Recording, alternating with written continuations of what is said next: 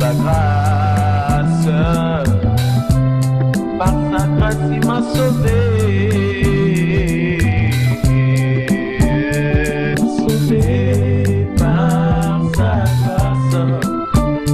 M'a aimé par son amour. M'est guéri par ce même outil. Oh yeah.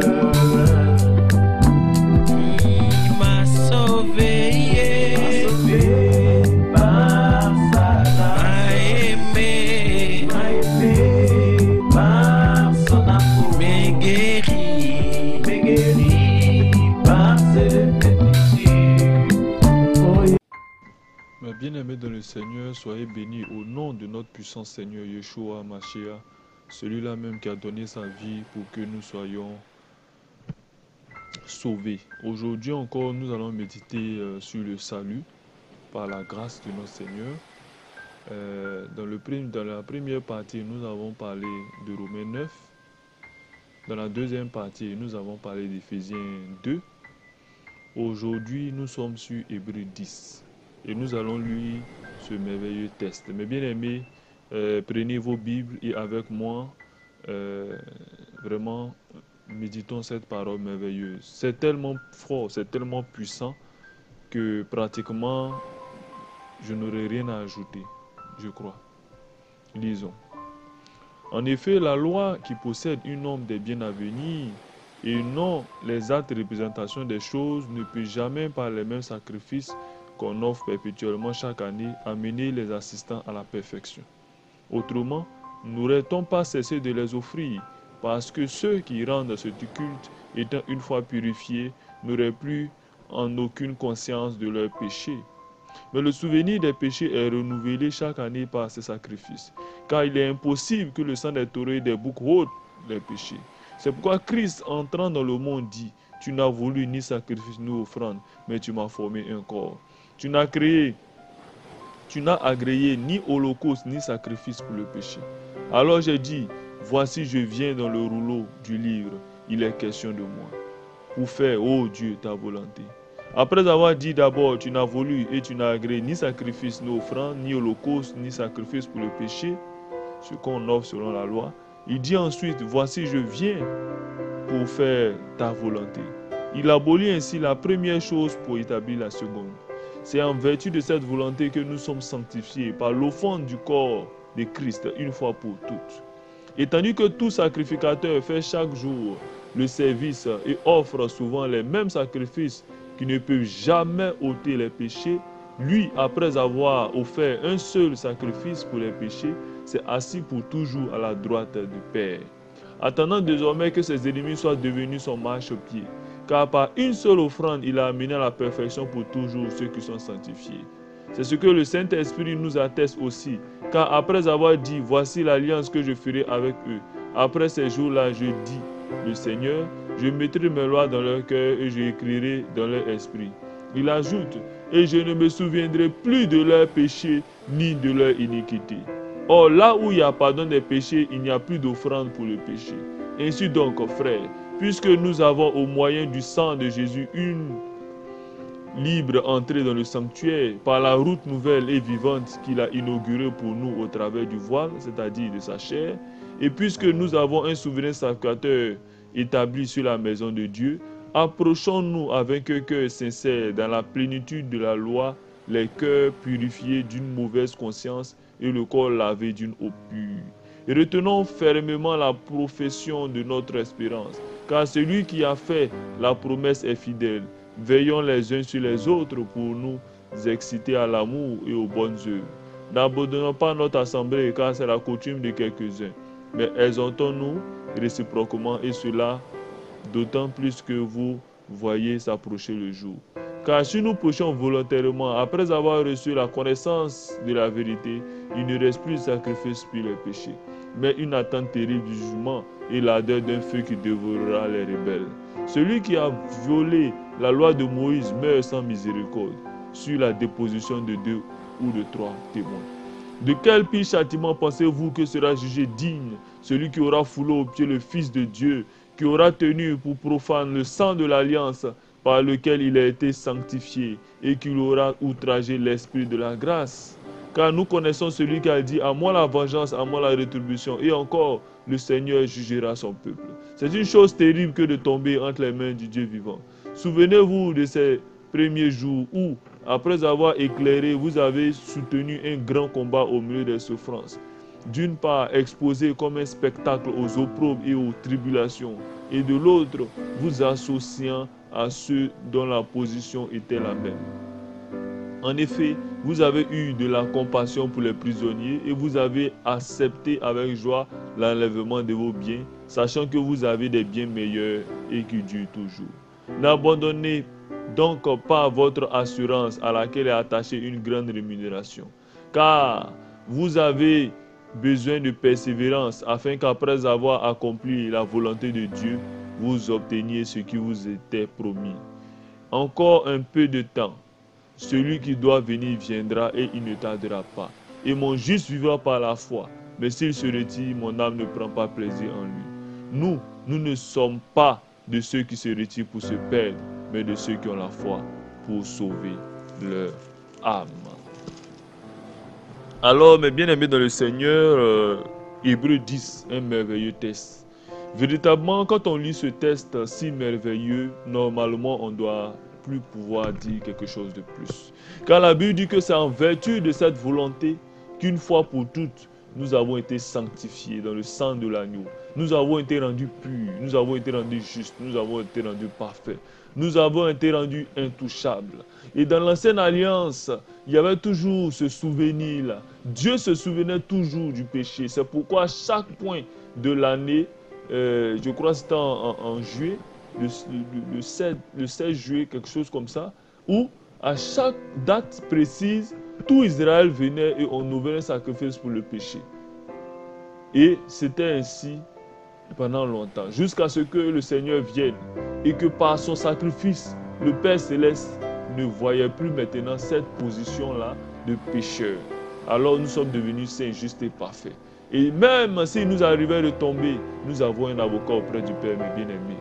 Et donc, ces déclarations ne sont pas faites pour les impies qui croient que véritablement nous sommes sauvés par la grâce, donc nous pouvons livrer maintenant nos chairs à toutes sortes de désirs infâmes. Car sachant que c'est à cause de ces choses que la colère vient sur les fils de la rébellion. Et comme peut le dire encore le livre d'Hébreux, la Bible dit ceci. Après avoir connu la connaissance de la vérité, il ne reste plus de sacrifice pour les péchés, mais une attente terrible du jugement et l'ardeur d'un feu qui dévorera les rebelles. Celui qui a violé la loi de Moïse meurt sans miséricorde sur la déposition de 2 ou de 3 témoins. De quel pire châtiment pensez-vous que sera jugé digne celui qui aura foulé aux pieds le Fils de Dieu, qui aura tenu pour profane le sang de l'alliance par lequel il a été sanctifié et qui aura outragé l'esprit de la grâce? Car nous connaissons celui qui a dit, à moi la vengeance, à moi la rétribution. Et encore, le Seigneur jugera son peuple. Alors, nous pouvons comprendre que ce message de la grâce n'est pas un appel au libertinage. Mais ce message aussi de la grâce n'est pas un appel au légalisme. Car nous avons connu des assemblées où on fait maintenant la guerre aux frères et aux sœurs. Ah oui, tu as mis ce voile, toi tu n'as pas mis de voile, ton voile est transparent, tu as mis du guine, tu as mis... Non.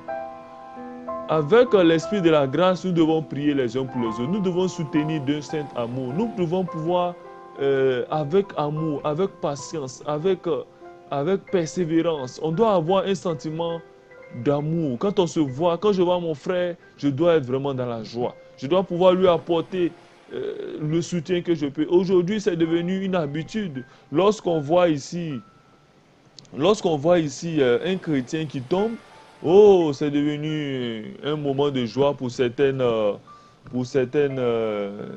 assemblées, pour certains groupuscules chrétiens. Ils prennent un grand plaisir à voir certains hommes de Dieu tomber. Mais n'oubliez pas que nous sommes au milieu d'un combat. Oui, c'est vrai que nous sommes justifiés. Oui, nous sommes sanctifiés, mais nous sommes au milieu d'un combat. Et au milieu de ce combat, bien aimé, nous allons recevoir des coups. Lorsqu'on fait par exemple le combat de boxe, tu verras que peu importe le champion, il aura eu des coups avant d'être gagné. Peu importe le champion. Le seul qui a mis Satan KO avant même de recevoir un coup, de toute façon, j'appelle pour coup le péché, le fait de manquer de foi. Notre Seigneur Yeshua n'a pas péché. Alors, dans le combat qu'il a eu à les ténèbres, un coup KO, le diable est tombé. Et il les a livrés publiquement en spectacle, ces esprits impurs là. Mais avec nous, on va avoir des difficultés, on va avoir des situations. Vous voyez, nous voyons aujourd'hui Satan qui est déchaîné, Satan qui a ce désir-là de nous étouffer, de nous distraire par plein de choses, par des jeux vidéo, le désir de nous distraire par des femmelettes, par des choses vraiment inutiles, vraiment des choses inutiles. Mais nous devons avoir le cœur dans l'évangile. Nous devons avoir le cœur dans la parole. Bien-aimés, on doit toujours prier le Seigneur. On doit exalter, on doit exulter, on doit glorifier le nom de notre Dieu. Celui-là même qui s'est levé et qui a dit oui, je donnerai ma vie pour ce peuple. Oui, ce peuple qui n'était pas appelé mon peuple sera appelé maintenant mon peuple. Oui, toi qui étais la prostituée, toi qui étais un voleur, toi qui étais un brigand, toi qui étais un malfaiteur, aujourd'hui, si tu entends ces paroles d'Hébreux 10, n'endurcis pas ton cœur. Car si le Seigneur est descendu, c'est pour que tu aies la vie. C'est pour que tu aies la vie en abondance. Ce n'est pas pour que tu retournes à toi-même. Ce n'est pas pour que tu retournes à toi-même pour dire, oui, je dois faire encore une œuvre. Quelle œuvre tu pourras faire qui pourra plaire au Père Céleste? Quelle œuvre tu pourras faire qui pourra calmer la colère ardente d'un Dieu devant qui rien ne se cache? Dieu voit ton cœur. Dieu voit tes pensées, Dieu voit tes pensées, Dieu voit tes pensées les plus enfuies, Dieu voit tes actions les plus secrètes. Comment devant ce Père éternel, à part tes œuvres, penses-tu que tu pourras entrer dans le royaume des cieux, bien-aimé? Si ce n'est pas ta propre force, si ce n'est pas ta propre concentration, si ce n'est pas ta propre connaissance des Écritures, si ce n'est pas ta propre méditation, si ce n'est pas ta propre louange et adoration dans lesquelles tu penses que tu peux t'en sortir, bien-aimé, les forces qui sont déchaînées contre toi sont trop puissantes. Les forces qui sont déchaînées contre toi sont des forces qui ont existé bien avant même que tu existes. Bien avant que tu existes, Satan et ses gens existaient. Ils ont eu une expérience de destruction. Ils ont eu une expérience d'annihilation.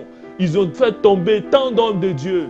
Ils ont fait tomber tant de gens zélés dans la foi. Combien de personnes ont commencé à prêcher dans les rues et par après, qui se sont vus laisser séduire. Même dans la Bible, Paul a donné l'exemple d'Hyménée et Philas, qui ont eu à blasphémer le nom de notre Seigneur et que Paul a livré publiquement à Satan. On a vu encore des personnes dans Démas qui ont abandonné Paul pour suivre le monde. On a vu encore des personnes, dans 1 Corinthiens 5, cet homme qui a pris la femme de son père. On a vu beaucoup d'exemples. Même le grand Pierre qui avait reçu l'Esprit de Dieu. Le grand Pierre à qui a été donné la clé du royaume des cieux.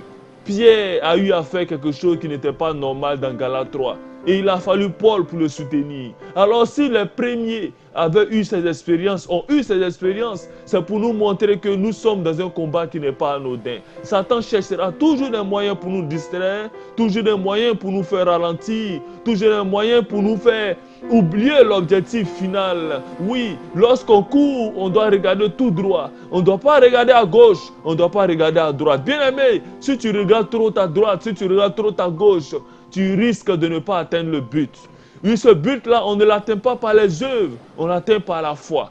Et c'est les derniers mots qu'on dit, ce livre merveilleux d'Hébreux 10. C'est un sermon spécial, c'est un sermon merveilleux. Et il est dit dans ce sermon, je lis, « Et mon juste vivra par la foi, mais s'il se retire, mon âme ne prend plus plaisir en lui. » Nous ne sommes pas de ceux qui se retirent pour se perdre. Bien-aimés, le juste vivra par la foi. La vraie appellation du vrai chrétien né de nouveau dans les Écritures, c'est le juste. C'est pourquoi vous verrez, Paul, à chaque fois qu'il écrivait les épîtres, il commence toujours par ces mots, les justes, par ces mots, les saints, etc. Parce que c'est la vraie désignation de celui qui est en Jésus-Christ. De celui qui a accepté de se laisser conduire par le Père Céleste. Mes bien-aimés frères et sœurs dans le Seigneur, comment ne pas glorifier ce Dieu merveilleux qui nous a aimés? Comment ne pas dire merci au Père éternel? Comment ne pas exulter de joie pas devant une statue, mais devant le Dieu vivant. Ce sacrifice qu'il a fait est un sacrifice merveilleux. C'est un sacrifice qu'on ne peut, on ne peut pas, on ne sait pas, on ne peut pas dire merci à Dieu de façon extraordinaire pour ce sacrifice. Tout ce qu'il nous demande, crois et obéis. Crois et obéis. Crois au Seigneur Jésus-Christ. Crois au Seigneur Yeshua Mashiach. Crois en son sacrifice et obéis à sa parole. Sa parole te dit d'aimer ton prochain. Sa parole te dit de prier pour tes ennemis. Sa parole te dit que oui, regardez un peu ces merveilleuses choses qu'ont fait les apôtres. La Bible dit ici qu'ils ont même accepté que tous leurs biens leur soient retranchés parce qu'ils s'attendent à des biens meilleurs dans le royaume des cieux. Aujourd'hui, toi, accepteras-tu de vendre ta voiture pour soutenir une veuve et un orphelin? Accepteras-tu de vendre ta maison? Accepteras-tu de casser ton compte en banque pour partager cela avec des vrais enfants de Dieu nés de nouveau, pour qu'ils aient à manger, pour qu'ils aient aux vêtements? Ou alors, tu as tes propres projets?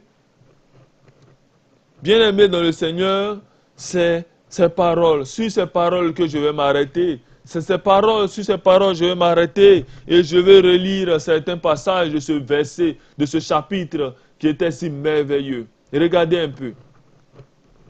Il est dit, c'est en vertu de cette volonté que nous sommes sanctifiés par l'offrande du corps de Christ, une fois pour toutes.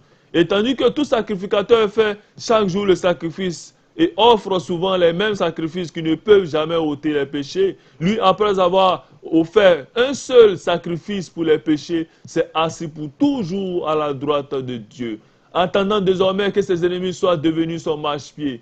Car par une seule offrande, il a amené à la perfection pour toujours ceux qui sont sanctifiés. C'est ce que le Saint-Esprit nous atteste aussi.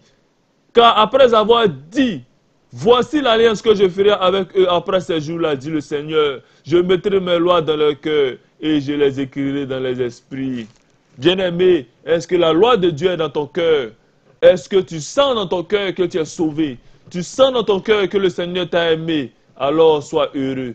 Crois seulement et tu verras la gloire de Dieu. Peu importe tes difficultés actuelles, peu importe tes réalités actuelles, peu importe ce que tu vis actuellement comme chose innommable, comme chose inexprimable, sache qu'il y a un Dieu qui est là-haut, qui voit toutes choses. Et il a dit, je ne vous délaisserai point, je ne vous abandonnerai point. Il a dit, je ne vous laisserai point orphelin. Crois cela seulement. Crois. La Bible dit, heureux celui qui croit sans avoir vu. Crois seulement. Même si tu ne vois pas, crois que le Seigneur est présent. Crois qu'il te soutient. Crois qu'il t'aime. Oui, il t'aime, c'est pourquoi il a donné sa vie pour toi. Il t'aime, c'est pourquoi chaque jour, il t'appelle à marcher selon ses voies. Et tu vas voir sa gloire se manifester dans ta vie. Mes bien-aimés frères dans le Seigneur, aujourd'hui, c'était la 3e vidéo sur le salut. Je vous demande de toujours demeurer dans la parole du Christ. Méditez encore cette parole. Si vous ne l'avez jamais lue, lisez-la. Lisez-la, lisez-la, lisez-la. Croyez ce qui est écrit dans ce livre. Car un seul mot ne va pas être ôté de ce livre. Non. Dans ton cœur, tu dois méditer ce livre jour et nuit. Selon Jésus 1, le verset 8. Shalom à vous. À bientôt.